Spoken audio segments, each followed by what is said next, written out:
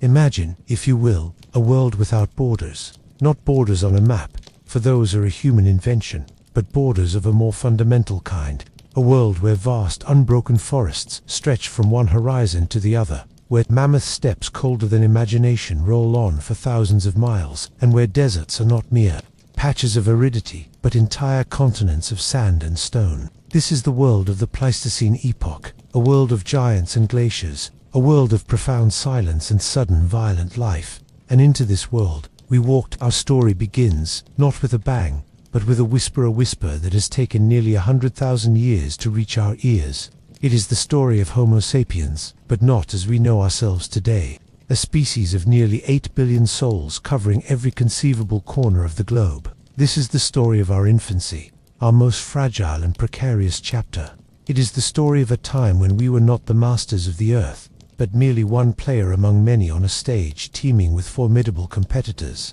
And it is the story of a mystery so profound that it has left its mark not in the grand ruins of cities or the pages of history books, but in the very bloodlines of humanity itself. A genetic echo that tells a startling tale, that perhaps as many as 99.9% of all ancient humans who lived before a certain critical point in our history vanished, leaving behind barely a trace. The evidence for this near-apocalyptic population collapse does not lie in piles of bones or vast graveyards.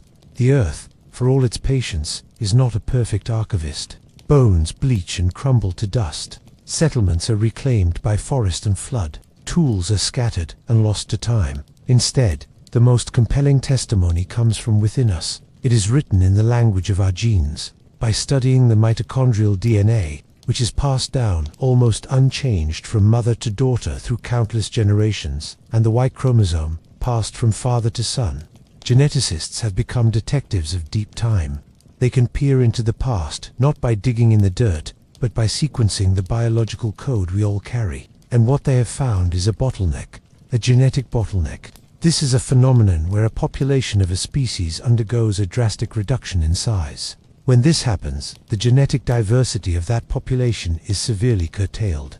The myriad variations, the unique mutations that had accumulated over millennia, are suddenly snuffed out, leaving only a fraction of the original genetic richness. It is as if a great library containing every story ever written about a people was consumed by a fire, and only a single, small bookshelf survived. We, the nearly 8 billion people alive today, are descendants of the few volumes on that single shelf. The astonishing lack of genetic diversity among modern humans, compared to other great apes, points to a single, inescapable conclusion. Our species came within a hair's breadth of extinction. The question that has haunted anthropologists, geneticists, and archaeologists for decades is the simplest and most terrifying one. Why? What could have possibly happened to a species as clever, as adaptable, as resilient as Homo sapiens to push it to the very brink of oblivion? The answer, as we will explore, is unlikely to be a single, cataclysmic event. The truth of the deep past is always more complex, more nuanced, and more fascinating than a simple story of disaster. It is a tapestry woven from many threads of climate, of competition, of disease, and of pure, unadulterated chance. We will journey back to a time when the world was a different planet in all but name. We will meet the other humans who shared this world with us, the robust Neanderthals, masters of glacial Europe, the enigmatic Denisovans of Asia, whose genetic legacy hints at a powerful presence, and perhaps even others whose names are lost to time, known only by a fragment of bone or a ghostly signature in our DNA. We were the new arrivals, the upstarts from Africa, and we were entering a world already occupied by established, successful, and intelligent human species. We will also confront the immense, unpredictable power of the ancient climate. The Pleistocene was not a time of stability. It was a rollercoaster of climatic extremes. Glaciers, miles thick, would advance from the poles, swallowing entire continents in sheets of ice, locking up vast quantities of the world's water, and transforming lush landscapes into arid, frigid deserts. Then, just as abruptly, the world would warm, the glaciers would retreat, and sea levels would rise, drowning coastlines that had once been thriving ecosystems. This was not a cycle that occurred over centuries. It could happen over decades, presenting an existential challenge to any creature, no matter how intelligent. The ability to adapt to such violent shifts was not a mere advantage. It was the difference between survival and annihilation. Furthermore, we will delve into the silent, invisible world of pathogens. Disease has been a constant companion of humanity, but what happens when a population, isolated for tens of thousands of years, is suddenly exposed to a new suite of illnesses?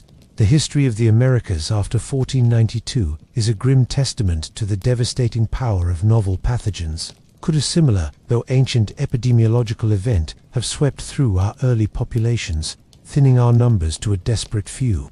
And we must consider the possibility of a more direct conflict. The idea of a grand war of extinction between human species is a staple of fiction, but the reality was likely more subtle, and in many ways, more tragic. Competition for the same resources, the same hunting grounds, the same freshwater springs, the same sheltered caves can be just as lethal as outright warfare.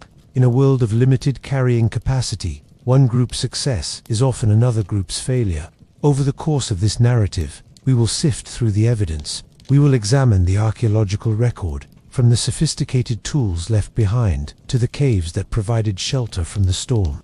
We will follow the genetic clues, the breadcrumbs left in our genome that tell a story of a desperate struggle for survival. We will listen to the paleoclimatologists who can read the history of the ancient climate in ice core and sediment layers. And we will piece together the most likely scenario for this greatest of all cold cases, the disappearance of the majority of our ancient ancestors. This is not just a story of loss, it is ultimately a story of resilience. It is the story of the few who survived, clinging to life in isolated refuges. Their numbers so small that every birth was a victory, every death a potential catastrophe. They persevered through the worst that nature, fate, and their world could throw at them. They adapted, they innovated, and they eventually began the long, slow journey to recovery, a journey that would, tens of thousands of years later, lead to the species that now dominates every continent. So, prepare to journey into the abyss of time, to a period when humanity was a flickering flame in a vast and windy darkness, a flame that nearly guttered out entirely. This is the story of how we almost weren't. This is the search for the lost 99%. To understand the precarious existence of early Homo sapiens, we must first abandon our modern conception of the planet. The Earth they walked was a fundamentally different entity, a place of sublime grandeur and terrifying brutality. This was the Pleistocene epoch, spanning from about 2.6 million years ago to just 11,700 years before the present. It is informally known as the Ice Age, but this is a misnomer that belies the dynamic, chaotic nature of the period. It was not a single, unbroken era of cold, but a roller coaster of climatic extremes. A pendulum swinging violently between glacial periods, often called glacials, and shorter, warmer intervals, known as interglacials, like the one we live in today. During the peak of a glacial, the world was transformed. So much of the planet's water was locked up in colossal continental ice sheets that sea levels plummeted by over 120 meters, that est nearly 400 feet. What this meant for the world's geography was nothing short of revolutionary. Continents were extended. Land bridges emerged from the depths, becoming highways and traps for life. The islands of Indonesia were connected into a vast continental shelf known as Sunda. Australia was joined to New Guinea, forming the continent of Sahul. But most famously, the Bering Strait, which today separates Alaska from Siberia, became a wide, flat plain of tundra, a land known as Bering. This was the route, albeit a cold and forbidding one, that would eventually lead humans into the Americas. The coastlines we know today were miles away from their current positions, their ancient beaches and estuaries now submerged, holding secrets of human migration we are only beginning to guess at. The ice sheets themselves were almost beyond comprehension. The Laurentide ice sheet smothered most of North America, burying the entirety of Canada and reaching as far south as modern-day New York City and Seattle under a mile or more of solid ice. Across the Atlantic, the Fennoscandian ice sheet covered Scandinavia, northern Europe, and parts of the British Isles. The weight of this unimaginable mass of ice was so immense that it literally pressed down on the continental plates, depressing the Earth's crust. The air itself was different, colder, drier, and dustier, with powerful winds scouring the landscapes left bare by the ice. But this was not a world devoid of life. Far from it. The areas not buried under ice, known as the Mammoth Steppes or Tundra Steppes, were teeming with a spectacle of life that would dwarf anything found on the African savanna today. This was the age of megafauna, of giant animals that evolved to withstand the cold. Picture a landscape where herds of woolly mammoths, creatures larger than modern elephants and draped in long, saggy hair, moved like slow, shaggy mountains across the plains. Alongside them were woolly rhinoceroses, built like tanks, with a great horn on their snouts, giant elk with antlers spanning over 3 meters, and steppe bison, larger and more formidable than their modern descendants, roamed in vast numbers. There were predators to match this immense prey. The saber-toothed cat, Smilodon with its iconic elongated canets, capable of delivering devastating wounds to the thick-skinned giants. Cave lions, larger than today's African lions, and packs of dire wolves, bulkier and more powerful than grey wolves, hunted across the continents. In Eurasia, the cave hyena was a dominant scavenger and hunter, its bones found in abundance in the very caves it contested with humans. This was a world where the line between hunter and hunted was thin, where a successful hunt could feed a band for weeks, but a single mistake could mean a swift and brutal death. It was into this world of giants that our species, Homo sapiens, emerged from Africa. We were not the first humans to leave our ancestral home. That honor likely belongs to Homo erectus, a species that spread across Asia over 1 million years earlier. By the time Homo sapiens began their tentative migrations into the Middle East and beyond, around 70,000 to 60,000 years ago, the world was already a crowded house of humanity. We were the newcomers, the outsiders, and we were walking into territories that had been occupied for hundreds of thousands of years by other species of human who were already supremely adapted to the challenges of this world. These other humans were not primitive brutes. They were our cousins, the products of their own long and sophisticated evolutionary journeys. They had culture, technology, and social structures. They knew the land intimately. They were, in every sense, our competitors, and their presence would be one of the most significant factors in the struggle for survival that our ancestors faced. The world of the Pleistocene was not an empty paradise waiting for us to claim it. It was a full, dangerous, and competitive ecosystem, and we were the underdogs. Our initial forays out of Africa were not a triumphant march of conquest, but likely a tentative, difficult, and often unsuccessful process of exploration and settlement, fraught with peril from the climate, the megafauna, and most intriguingly from the other humans who already called these lands home. The stage was set for a drama of survival, and the population bottleneck that defines our species' early history was the direct result of the immense pressures of this world. For the vast majority of our history, Homo sapiens has lived with the profound and unsettling knowledge that we are alone. We are the sole survivors of a once diverse family tree, the last human species left on Earth. This solitude is, in the grand scale of evolutionary time, a very recent and anomalous state of affairs. To step back into the world of 70,000 years ago is to step into a world where the concept of human was not a singular noun, but a plural one. It was a world of many humans, a vibrant and complex tapestry of different species, each with their own unique evolutionary story, adaptations, and ways of life. When our ancestors first ventured out of Africa, they did not find an empty world. They found a world that was already spoken for, a world with established tenants who were, in their own right, masters of their domains.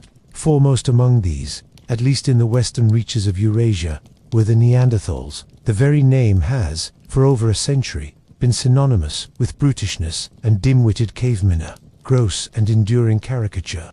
The reality, painstakingly pieced together by decades of archaeological discovery, reveals a people who were not only profoundly resilient, but also sophisticated and intelligent. Homo neanderthalensis had evolved in Europe, or perhaps Western Asia, and had been thriving there for over 400,000 years. They were supremely adapted to the harsh, glacial climates of the north. Their bodies were a testament to this adaptation, stocky, barrel-chested, and powerful, with shorter limbs that conserved heat.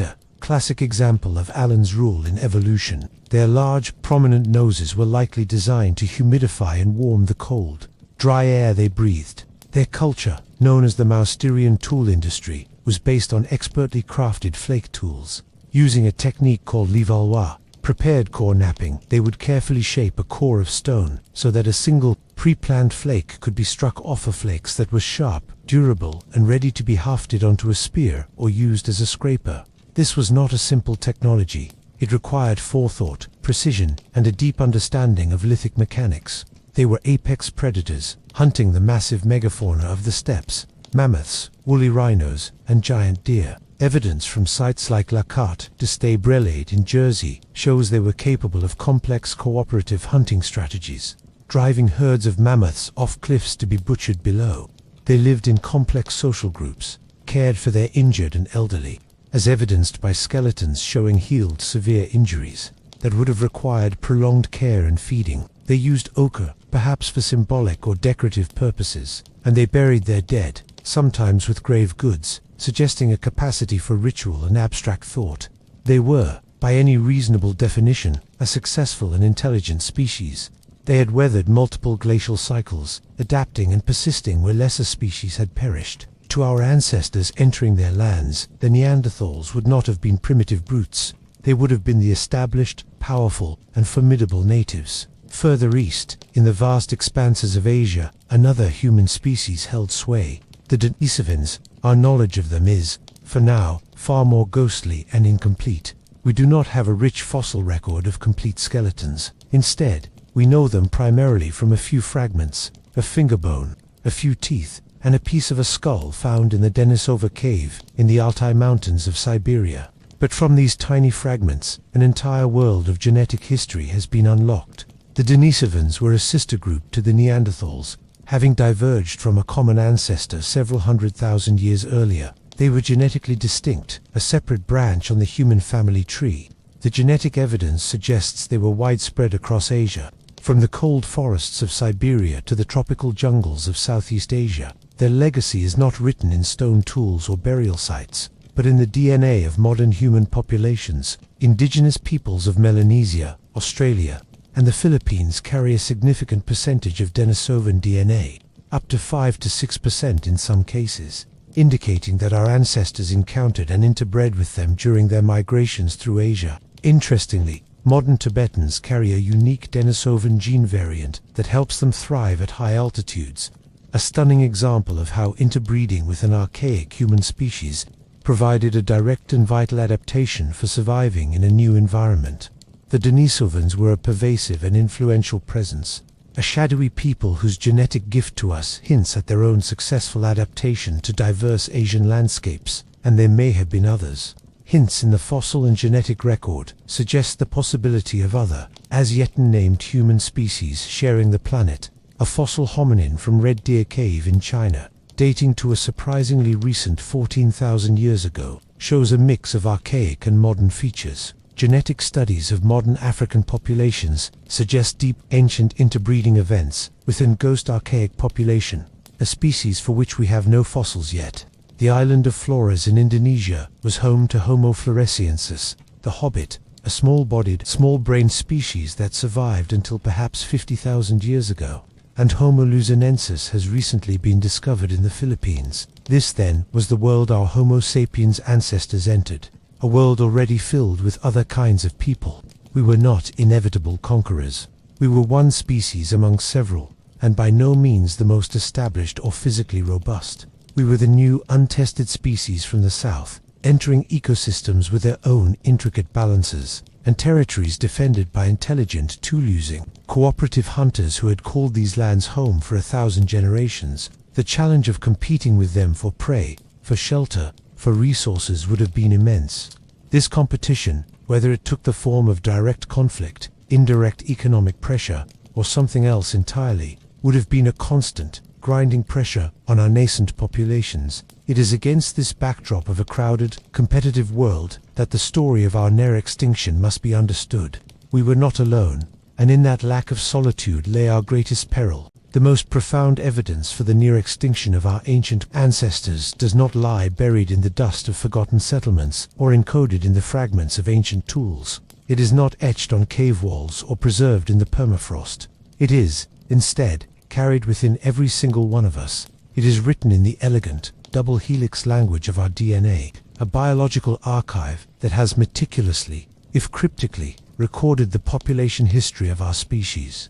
To unlock this story, we must become genetic detectives, learning to read the signs of past calamity in the modern genetic diversity of humanity. The central concept here is that of a population bottleneck. In evolutionary biology, A bottleneck occurs when a population undergoes a drastic reduction in size. Imagine a vast, wide river fed by countless tributaries, each carrying its own unique sediment, its own distinct mineral composition. The river is rich, diverse, and complex. Now, imagine that river is forced through a narrow, constricting canyon. Only a tiny fraction of the water, and an even smaller, more random fraction of the sediments it carries, makes it through to the other side. The river that emerges is a mere trickle compared to its former self, and its composition is forever changed. It is less diverse, a simplified version of what it once was. The genetic diversity of a species is that river. A bottleneck is that canyon. Geneticists have developed powerful tools to detect these ancient bottlenecks. They do this by surveying the genetic variation present in modern human populations from all over the world. When they conduct these analyses, a startling and consistent picture emerges. The amount of genetic variation in modern humans is astonishingly low, especially when compared to our closest primate relatives, the chimpanzees. Two chimpanzees from the same troop in West Africa often possess far more genetic diversity between them than any two humans chosen from opposite sides of the globe. This is counterintuitive. Our species is spread across every continent, inhabiting every conceivable environment, and numbers in the billions. Surely, we should be more genetically diverse than a species confined to a few forest regions in Africa. But we are not. This lack of diversity is the first major clue that our population was once very, very small. By using mathematical models based on mutation rates, geneticists can essentially wind the clock backwards. They can estimate how long ago the ancestral population that gave rise to all modern human diversity must have lived. The calculations for both mtDNA and the Y chromosome converge on a similar and shocking time frame, approximately 70,000 to 60,000 years ago. This is the point where the river of our genetic diversity narrows to its thinnest thread. The models suggest that the entire effective population size of Homo sapiens, that is, the number of breeding individuals who successfully passed their genes to the next generation, plummeted to somewhere between just 1,000 and 10,000 individuals. Some studies have even proposed a number as low as 600 breeding pairs. Let us pause to consider the gravity of that number. The fate of our entire species, every person alive today, every culture, every language, every achievement and failure was once dependent on a group of people no larger than the population of a small town. They were the survivors, the ones who made it through the canyon. Everyone else, the other 99.9% of the human population that existed prior to this bottleneck, left no genetic legacy in the modern world. They are the lost ones. Their unique genetic variants, their particular branches on the human family tree, were sheared off forever. This genetic bottleneck was not a localized event. It is not that a population in one region crashed while others thrived. The signal is global. All non-African humans are descended from a very small group that left Africa after this bottleneck, carrying with them only a subset of the already diminished African genetic diversity. And within Africa itself, the genetic record shows a similar, though perhaps slightly less severe, contraction. This was a species-wide catastrophe. The genetic evidence is clear and unequivocal. Our ancestors faced an existential crisis from which we almost did not recover. The why is the great puzzle. The genetic code tells us that it happened and when it happened, but it does not, by itself, tell us what caused it. It provides the undeniable fact of the crime, but the motive and the weapon remain hidden. To find those, we must leave the clean world of the laboratory and return to the tumultuous world of the Pleistocene, to the ice, the volcanoes, the competing cousins, and the silent, invisible killers that stalked our kind. The genetic bottleneck is the foundation of our mystery. Now, we must investigate the prime suspects. When faced with a disaster of the magnitude indicated by our genes, the human mind instinctively searches for a cause of equivalent scale. We look for a singular, cataclysmic event, a biblical flood, or a world-ending fire, in the search for what nearly erased Homo sapiens from the earth. One candidate stands out for its sheer, apocalyptic grandeur: the eruption of the Toba located in what is now Sumatra, Indonesia. Toba is the site of the largest volcanic eruption on Earth in the last 2.5 million years. It was not merely an eruption, it was a planetary event. Around 74,000 years ago, the mountain tore itself apart in a cataclysm that defies easy comprehension. To classify volcanic eruptions, scientists use the Volcanic Explosivity Index, VE, a scale that runs from 0 to 8. The 1980 eruption of Mount St. Helens was a VE 5. The eruption of Krakatoa in 1883 was a VE 6. The Toba eruption was a VE 8, a super eruption. It was thousands of times more powerful than anything humanity has witnessed in recorded history. The numbers are staggering. Toba ejected an estimated 2,800 cubic kilometers of volcanic material into the atmosphere. To visualize this, imagine a mountain of ash and rock so vast that if it were spread evenly across the entire surface of the United States, it would create a layer over 15 centimeters deep. Pyroclastic flows, avalanches of superheated gas, ash, and rock scoured the surrounding landscape for hundreds of miles, obliterating everything in their path. But the local destruction was only the beginning. The true global impact came from what Toba injected high into the stratosphere. Immense quantities of sulfur dioxide, gas, in the upper atmosphere. This sulfur dioxide transformed into tiny, reflective sulfate aerosols. These microscopic particles formed a vast, global shroud that encircled the planet, acting like a mirror that reflected a significant portion of the sun's incoming radiation back into space. The result was a rapid, severe, and prolonged volcanic winter. Climate models and data from ice cores and geological records suggest that global average temperatures plummeted by 3 to 5 degrees Celsius, and in some regions, particularly in the higher latitudes, the drop may have been as much as 10 degrees Celsius. This was not a matter of a few cold winters. This was a climatic shock that is estimated to have lasted for a decade, with its cooling effects persisting for perhaps a century or more. The consequences for the global ecosystem were devastating. The abrupt cooling would have caused widespread plant die off, forests withered, grasslands, the engine rooms of the mammoth steppe ecosystems would have struggled to photosynthesize under the dim, ash-filtered sun. The foundation of the food web crumbled. For the megafauna, this meant a catastrophic loss of forage. Herds of mammoths, bison, and other grazers would have starved, their numbers collapsing. For the apex predators, the saber-tooths, the dire wolves, the cave lions, and the humans, the prey base upon which their survival depended simply vanished. This is the heart of the Toba catastrophe theory.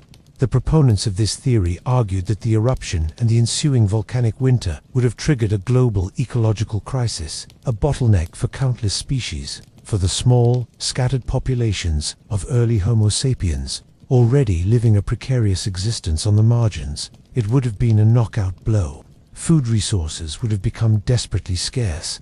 Bands would have fractured, isolated into tiny, vulnerable groups, struggling to find enough to eat in a world turned grey and cold. The genetic bottleneck we see today is, according to this theory, the direct signature of this annihilation. Only a few isolated groups in sheltered refuges, perhaps in parts of Africa that were less severely impacted, would have survived to carry on the human lineage. The theory is compelling in its scale and drama. It provides a clear external trigger that matches the timing of the genetic bottleneck almost perfectly. However, like any good mystery, the evidence is not entirely clear-cut. Critics of the theory point to archaeological sites in India, for instance, that show evidence of human occupation both before and after the Toba eruption, suggesting continuity rather than collapse.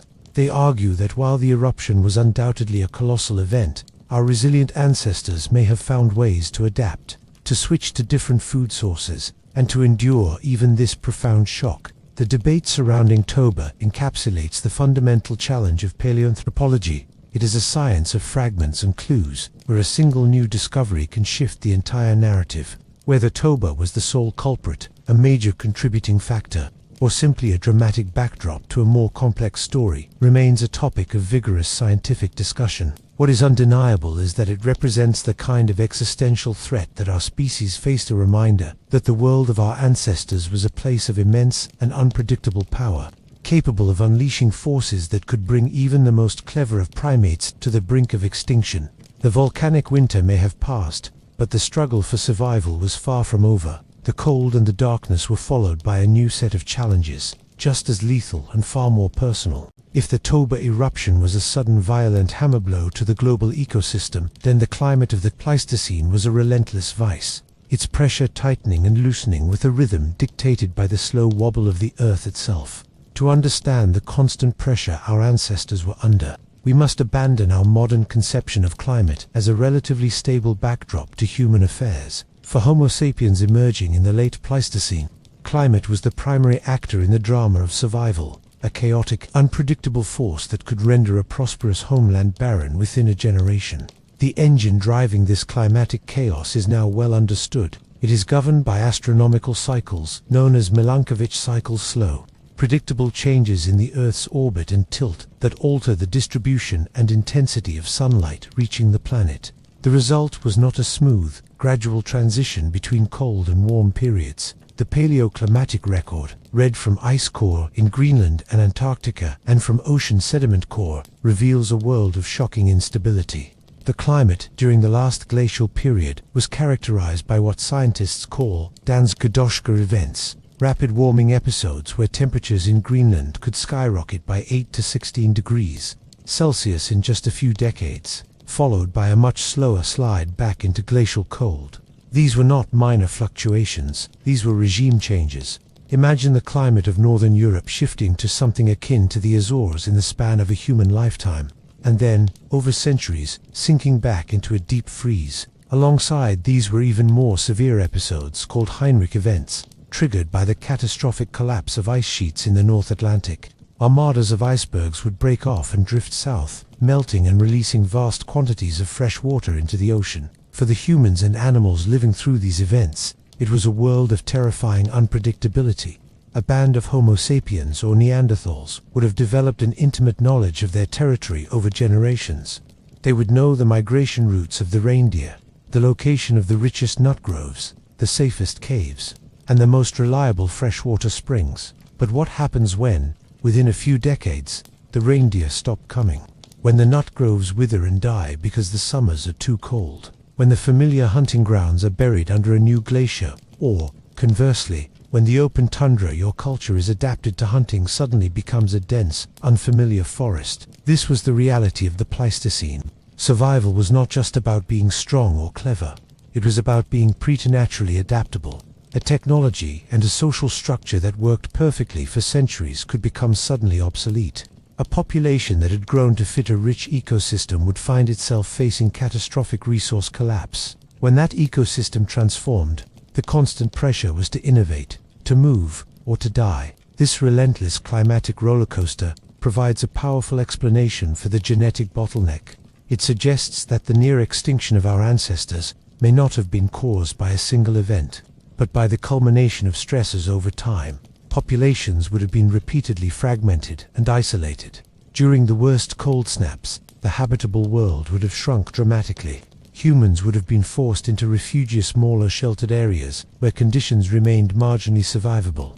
In Europe, these refugia were in places like the Iberian Peninsula, the Italian Peninsula, and the Balkans.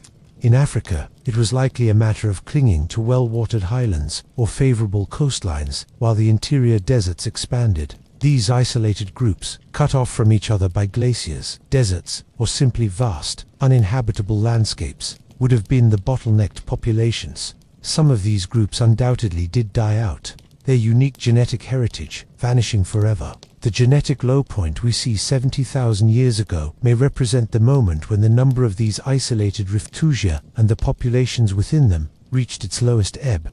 The fact that we survived at all is a testament to the behavioral flexibility of Homo sapiens. Our ability to innovate new tools, exploit new food sources like coastal resources, and maintain far-reaching social networks that could be re-established when conditions improved, may have been the key difference that allowed us to squeak through these climatic filters when other human species, perhaps more specialized and less flexible, ultimately could not. The climate was a vice, and it squeezed every species on the planet.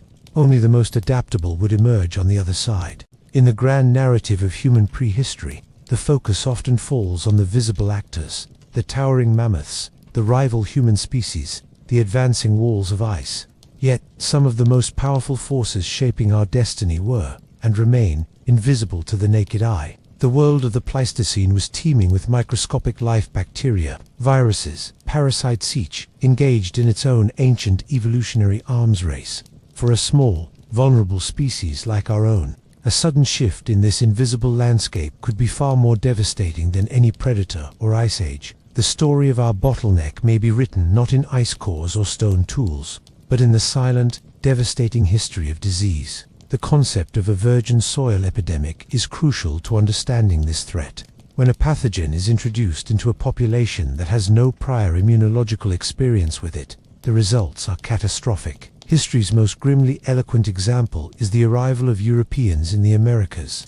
When diseases like smallpox, measles, and influenza swept through indigenous populations, killing an estimated 90% of people in a century, the victims' immune systems were utterly unprepared, and the social structures to care for the sick collapsed under the strain. Now, transpose this scenario onto the ancient world and the interactions between different human species. For hundreds of thousands of years, the various human species Homo sapiens in Africa, Neanderthals in Eurasia, Denisovans in Asia had been evolving in isolation.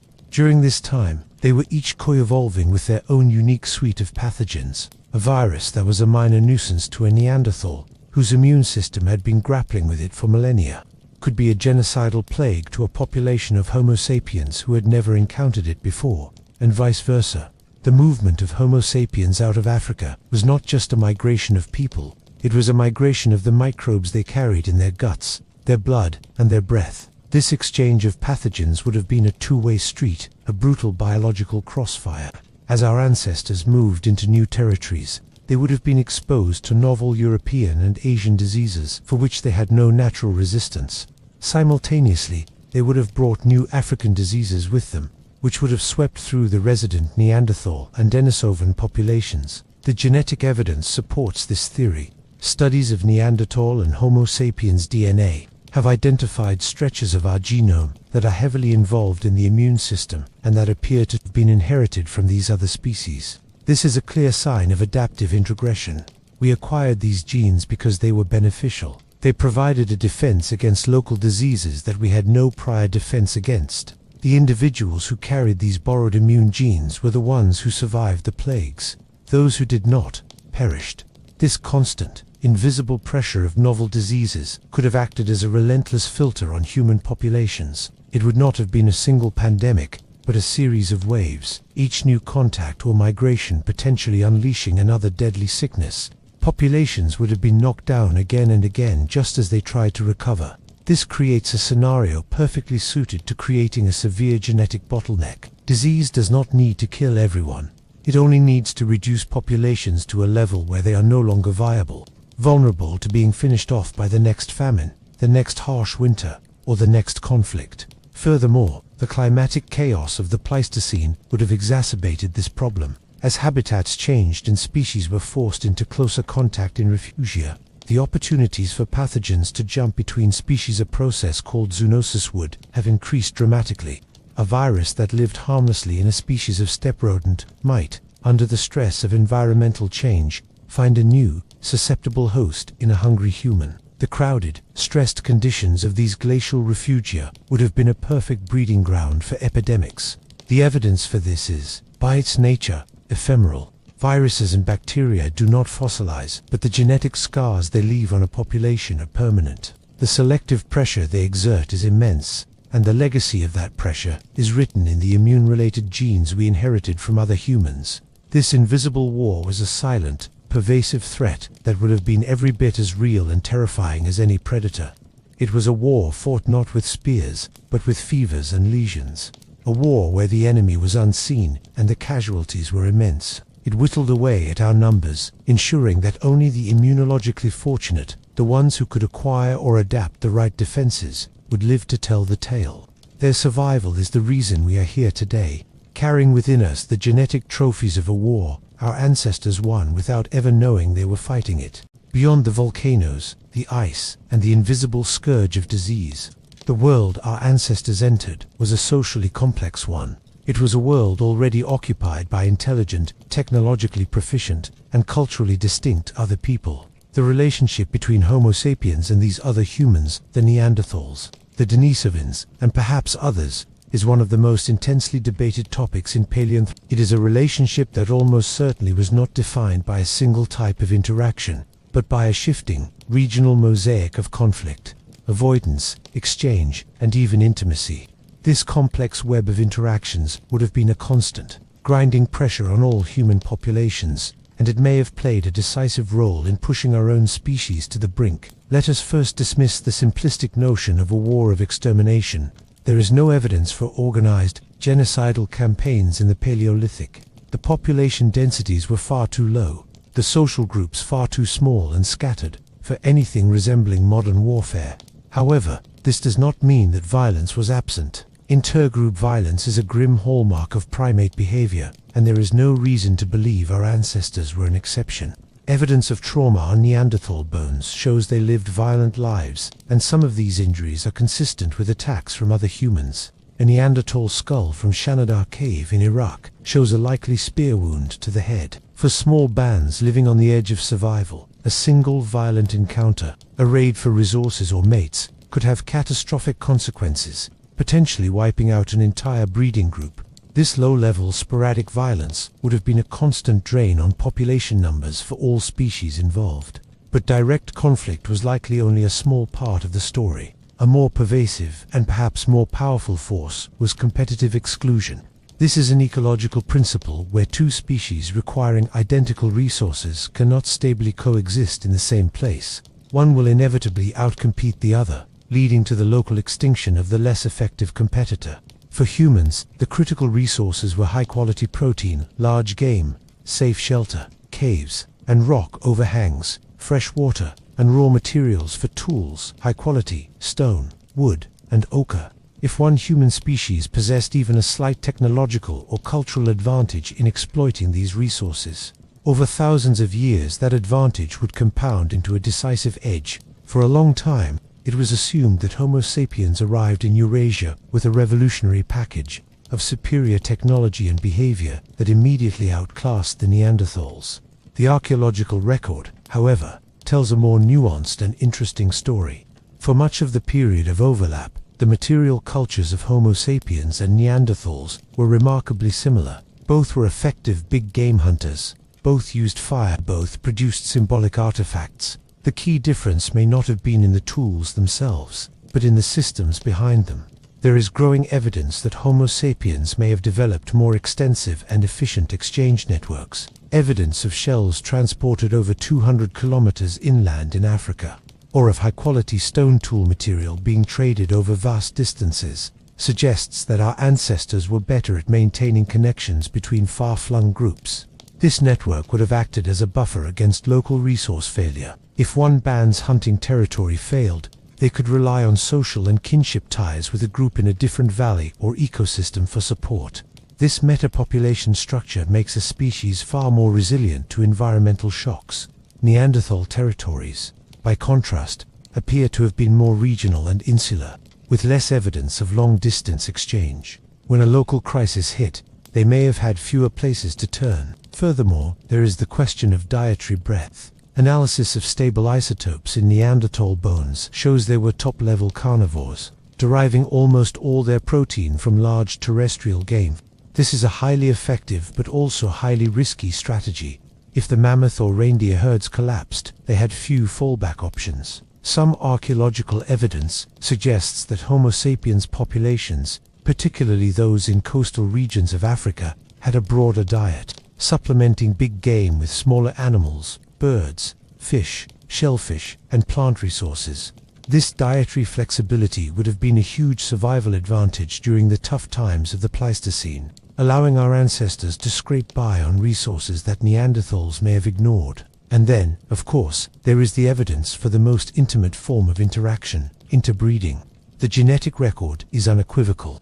Non-Africans today carry a small but significant percentage of Neanderthal DNA. Melanesians and Aboriginal Australians carry Denisovan DNA. This was not a one-off event, but a process that occurred multiple times in multiple places. These encounters proved that the relationships between our species were not solely defined by conflict. There was curiosity, cooperation, and sometimes love and family. The children of these unions were raised in one group or the other, weaving the genetic threads of two human species together forever. This complex interplay of competition and coexistence created a world of immense pressure for all human species. For the established Neanderthals and Denisovans, the arrival of a new, behaviorally flexible, and well-connected competitor would have strained their resources and social structures. For the incoming Homo sapiens, they were the newcomers in a dangerous land, having to compete with powerful, intelligent natives for every meal and every safe place to sleep. This constant multi-front pressure, competing for food and shelter while battling novel diseases, likely suppressed the population levels of all human species for thousands of years. It created a world where no species could easily expand, a world where every group lived perpetually on the edge. It was the perfect precondition for a bottleneck. When the next major crisis hit, be it a volcanic winter, a Heinrich event, or a particularly virulent plague, the populations had no resilience left to buffer the blow. They were already stretched to their limit. The result was collapse, a great winnowing from which only one lineage would ultimately recover and thrive. The genetic bottleneck was not a single event that occurred on a Tuesday afternoon 70,000 years ago. It was a process, a protracted narrowing of the human story that likely unfolded over millennia. It was the culmination of the perfect storm of pressures we have explored. The climatic roller coaster of the Pleistocene, the global ecological shock of a supervolcanic winter, the silent devastating scourge of novel pathogens, and the relentless grinding competition for resources in a world already full of people. These forces did not act in isolation.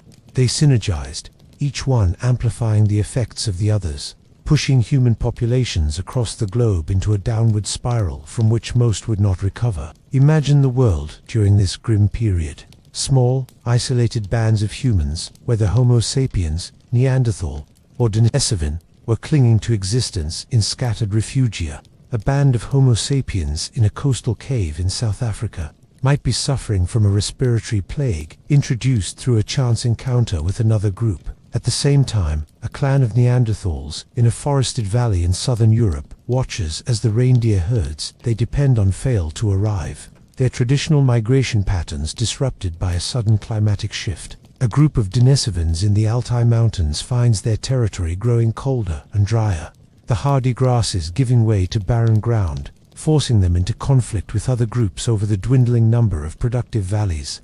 The food web is collapsing. The megafauna are in decline, stressed by habitat change and hunted by desperate humans. Plant communities are shifting faster than cultural knowledge can adapt to identify new edible sources. In this weakened state, all human populations are more vulnerable. A bad hunt, a harsh winter, an outbreak of disease that would have been manageable in a larger, healthier population becomes a death sentence for an entire band. One by one, the lights are going out. Local extinctions are happening everywhere. The rich tapestry of human genetic diversity, built up over hundreds of thousands of years of evolution and adaptation, is being ruthlessly sheared away. The river of humanity is being forced through its narrowest canyon. This is the Great Winnowing. It was a global event that affected all human species, but its impact was not equal. The Neanderthals, with their high energy requirements, specialized diet, and possibly more insular social structures, were pushed past the point of no return. Their populations, already fragmented, collapsed and did not recover. The Denisovans, too, fade from the fossil record, though their genetic legacy proves they interbred with some of the Homo sapiens who would survive. Other, more mysterious human lineages vanish entirely, leaving only ghostly traces in our DNA. And Homo sapiens, we came within a whisper of sharing their fate. Our numbers plummeted to a few thousand, perhaps even just a few hundred, breeding individuals. These were the survivors. They were not necessarily the strongest or the most aggressive. They were the most adaptable, the most fortunate, and perhaps the most connected. They were the ones who had access to a refugium that was marginally less harsh, who possessed a cultural knowledge that included a crucial fallback food source like shellfish, or who carried a genetic mutation that conferred resistance to a deadly virus. They were the ones who made it through the canyon. The world that emerged from this bottleneck was forever changed. The other humans were gone. The great age of megafauna was winding down, and Homo sapiens stood alone, a ghost species that had cheated extinction. But this victory came at a profound cost. The genetic poverty we see in our species today is a permanent scar from this brush with oblivion. We lost a world of potential, other ways of being human, other cultures, other intelligences that had evolved over eons. Yet, in this fragility lay the seeds of our future. The bottleneck may have acted as a crucible, forging new adaptations. The intense selective pressures could have accelerated the development of the very traits we now consider quintessentially human: hypersocial cooperation, complex language to maintain those long-distance networks, and unprecedented levels of innovation and cognitive flexibility. With the competitive pressure from other human species reduced, and with the climate entering a slightly more stable phase, these small, resilient bands of Homo sapiens began to do what life always does after a disaster: they expanded. This expansion out of our African refugia was different from the earlier failed migrations. It was slower, more deliberate, and backed by a hardened cultural toolkit, refined in the fire of narration. They carried with them not just tools, but a new way of interacting with the world. They began to create stunningly sophisticated art, like the cave paintings of Lascaux and Chauvet, which speak to a complex symbolic mind. They developed new technologies, like finely crafted blade tools and sewing needles, that allowed for tailored clothing, enabling them to colonize the coldest reaches of Siberia. They had endured the worst the world could throw at them. They had been winnowed down to almost nothing, but they had endured, and now they were ready to inherit the earth. The story of the next 70,000 years would be the story of their descendants of Usfil in every continent, adapting to every environment and building the complex civilizations of the modern world. But we must never forget that our success is built upon a foundation of unimaginable loss. We are the children of the few who survived. Our world is populated by the ghosts of the 99% who did not, and by the silent echoes of the other humans who once walked beside us. We are alone not because we were destined to be, but because we were the lucky ones. The journey we have taken is one into the deepest reaches of our shared past, a voyage to the edge of extinction and back. We have sifted through the evidence from the earth, the ice, the stones, and our own blood, piecing together the story of the great vanishing. It is a story not of a single cataclysm, but of a convergence of catastrophizer, tightening vice of climate, disease, competition, and perhaps a volcanic winter that squeezed the human family to a threadbare remnant. We stand today, nearly 8 billion strong, as the living testament to those few thousand who persevered. But our dominance is a paradox, born from a place of profound fragility, and it leaves us with a legacy that is both a triumph and a profound responsibility. The most immediate legacy is written in our genes. The lack of genetic diversity in Homo sapiens is more than just a scientific curiosity. It is a vulnerability. It means that, as a species, we are less genetically equipped to respond to novel challenges than we might otherwise have been. A genetically richer population holds more cards in the game of evolution. It possesses a wider array of potential adaptations to sudden change, be it a new pandemic or a rapid shift in the environment. Our genetic uniformity is a lasting scar from the bottleneck, a reminder that our evolutionary potential was drastically narrowed. Diseases that target genetic weaknesses can spread more easily through a uniform population. This is the price we paid for survival. But there is another, more subtle legacy. The bottleneck may have been the crucible that forged the modern human mind. The intense, sustained pressure to cooperate, to innovate, and to communicate in order to survive may have accelerated the development of our unique cognitive abilities. The need to maintain social bonds across distance to secure resources in an unpredictable world could have driven the evolution of complex symbolic language. The necessity of exploiting every possible food source, from deep-sea fish to toxic plants that required complex processing, may have spurred technological creativity. In this light, the very qualities that allowed us to eventually cover the globe, our relentless ingenuity, our hypersociality, our ability to manipulate our environment, were honed and sharpened in the desperate struggle to avoid blinking out of existence. Our greatness was born from our greatest weakness. And then there is the haunting, spiritual legacy of loneliness. For the first time in over 2 million years, the world has only one species of human. We are alone in a way that no hominin has ever been before. The silence where once there were other voices, other ways of seeing the world, is deafening. The Neanderthals, with their immense strength and deep knowledge of glacial Europe, the Denisovans, enigmatic and widespread across Asia, and the other ghost lineages we are only beginning to detect, they are all gone.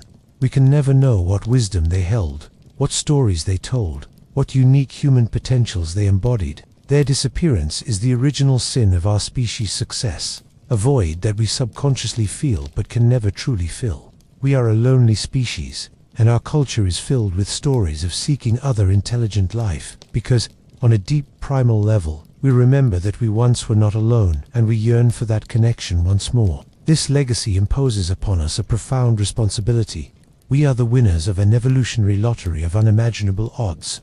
Our existence is a statistical near impossibility. This knowledge should instill in us not a sense of arrogant dominance, but a profound humility and a duty to be wise stewards of the life that remains. The same cognitive powers that allowed us to survive the bottleneck now give us the power to shape the entire planet, to trigger bottlenecks for countless other species. We are now the volcanic winter. We are the climatic shift. We are the novel pathogen in the ecosystem of the Earth.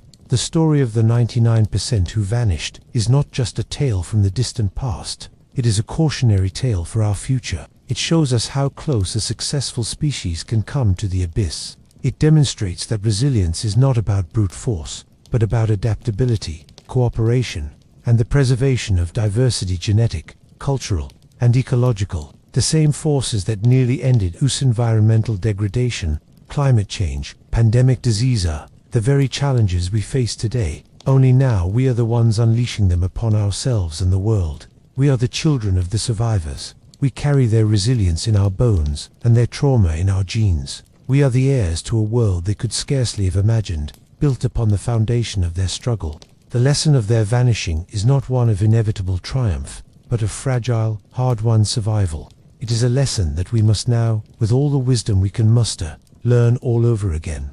The story of the lost ancient humans is finally, after 70,000 years, reaching its conclusion, and it ends not with them, but with us, and the choices we will make about what kind of species we ultimately choose to be. Will we be the culmination of their struggle, or will we become the authors of a second great vanishing? The answer lies not in the past, but in the future we now must shape. The story of the lost 99% is not a closed book, its final chapter written in stone and ice. It is a living, breathing field of inquiry, a detective story, where every passing year brings new clues, new technologies, and new revelations that force us to reconsider what we thought we knew. The narrative we have woven together of climate, catastrophe, disease, and competition is the prevailing theory, the best framework we have based on the current evidence. But science is a self-correcting process, and the past is constantly surprising us. The search for our origins is accelerating, driven by technological revolutions that are allowing us to read the ancient world in ways once thought impossible. The most profound of these revolutions is the field of paleogenetics. Just a decade ago, extracting DNA from fossils that were tens of thousands of years old was a rare and fragile achievement. Today, it is becoming routine. Scientists can now recover genetic material not just from well-preserved bones in cold caves, but from cave dirt itself, from the microscopic fragments of skin, hair, and urine left behind by long-vanished inhabitants. This sediment DNA is opening a window into populations that left no skeletal remains behind. We can now detect the presence of humans and distinguish between Neanderthals and Homo sapiens in a layer of soil. This allows us to map their movements and coexistence with a precision never before possible, revealing that the patterns of interaction were far more complex and prolonged than a simple replacement. Furthermore, we are now sequencing not just the human DNA from these fossils, but the DNA of the entire biological community that surrounded them, the Paleum. We can reconstruct the microbiome of a Neanderthal's gut, revealing their diet and health. We can identify the pathogens that infected them, potentially finding the actual viruses or bacteria that caused the epidemics we have only theorized about. We are beginning to read the environmental DNA from ancient soil samples, rebuilding the entire ecosystem, the plants, the animals, the fungi that surrounded our ancestors, giving us an unprecedented view of the world they struggled to survive in. Each new fossil discovery has the potential to rewrite a paragraph, a page, or even an entire chapter of our story. The recent discovery of Homo luzonensis in the Philippines and the ongoing puzzles of the Red Deer Cave people in China and the Nesha Ramla Homo in Israel remind us that the human family tree was far bushier and more complex than the simple diagram we often imagine. It is becoming clear that the world of the late Pleistocene was a place of astonishing human diversity. with different species and populations interacting, hybridizing, and competing across vast landscapes. The simple out-of-Africa model of replacement is giving way to a much richer, more complicated narrative of leaky replacement, interbreeding, and multiple waves of dispersal. This ongoing research does not invalidate the story of the bottleneck. Rather, it adds depth, color, and complexity to it. It suggests that the winnowing was perhaps even more severe, affecting a wider array of human lineages than we previously knew. It also suggests that the survival of Homo sapiens may have been due to an even more subtle combination of factors, not just one advantage, but a unique and fragile alchemy of small technological edges, slightly more extensive social networks, a dash of dietary flexibility, and a great deal of luck. The question, why did the 99% vanish, may never have a single, simple answer. It was likely a unique, contingent event in history, a perfect storm where every factor aligned against the majority of ancient humanity. But the relentless pursuit of the answer is one of the most profound endeavors we can undertake. It is a search for our own identity. To understand the bottleneck is to understand why we are the way we are, why we are genetically uniform, why we are so globally dominant, yet so prone to a deep, existential loneliness, and why we possess both the genius to create and the capacity to destroy on a planetary scale. The story is unfinished. The next fossil, the next genome, the next core of ice extracted from a glacier may hold the key that finally unlocks the mystery. The echo of that ghost species, the lost 99%, still reverberates through our genes and our collective psyche. We listen for it in the silence of ancient caves and in the humming servers of DNA sequencing labs. We are driven by a fundamental need to know who we are and to understand the price paid for our existence.